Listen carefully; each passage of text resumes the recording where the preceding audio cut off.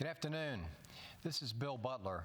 I'm here this afternoon both as the moderator for the History of Memphis Running, which consisted of interviews with runners of all ages, and I'm here to recap briefly the series that appears. I guess I'd like to start off by thanking Mike Cody, without whose support and motivation this series would not have happened.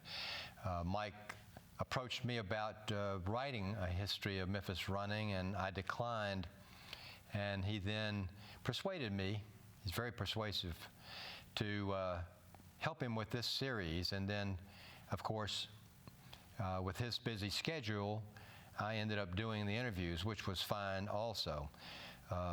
Some of the people in the library system who've helped us, and I'll have to read these names, I don't want to forget anyone: Jessica Cheney, Willie Bearden, Randy Chertow, Gina Cordell, and those are the folks in the library system. Here in the production end of the studio, Tommy Warren, Andy Hunt, and Charlie Metz, who were actually the guys who where the rubber meets the road. They handled the production end of this and have been of remarkable assistance to us all when we've had groups here.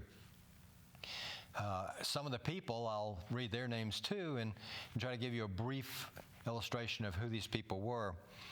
Don Lamb, who was a sprinter in high school and college. Dom Pemberton, who was from the 50s.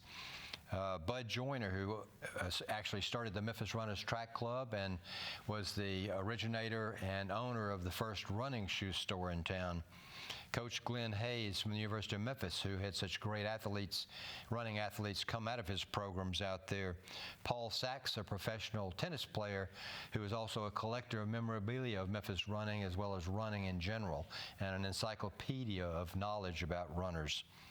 Mary Ann Wareham, first woman president of the Memphis Runners Track Club and a record holder in the South, winner of many awards down here. Barry Roberson, who continues to work and the owner of Breakaway Running and was one of the first employees back in 1981 at Breakaway as a child. Feb Boswell, now at Fleet Feet, who also worked at Breakaway for a brief period. Clarence Johnson, who in his 60s has never had a major injury, was one of the premier runners at the University of Memphis, went to Melrose High School, holds the state record to this day of high school, of a mile, which is 4:05. No one's ever broken that, a Tennessean anyway. Beth Garrison, who is new to the sport and persist in the 50 milers and 100 milers. John Mahundra, who is a legend in Memphis running. Calvin Johnson, who also is a wonderful runner. And to back up a moment, the Clarence Johnson was not the mile record holder. It's Calvin Johnson, my mistake. Rochelle Stevens was interviewed, Olympic gold medal holder.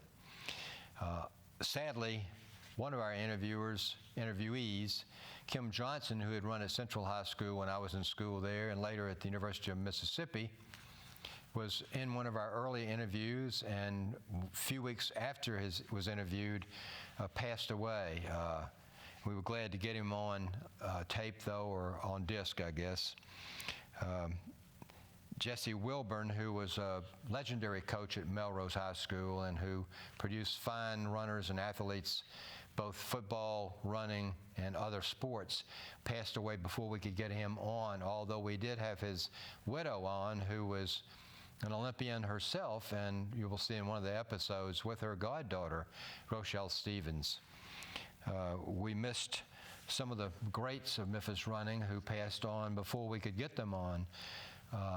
Freeman Marr, who was an alderman in Bartlett, a coach at Southwestern, now Rhodes University, Mike Cody's coach at one time, and an owner of a running store called A Running Place, which was on Highland, and one of the great supporters of running in the early days, and Memphis runners in particularly.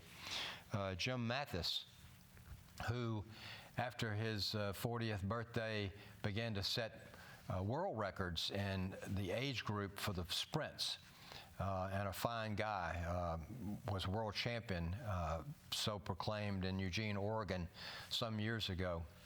Sadly, as I said, they have passed on. We hope this series makes everyone aware who is a runner or becomes a runner, that the history of Memphis running is rich, varied, and legendary, with tales and characters hard for us to imagine now, particularly from the guys from the 50s and early 60s.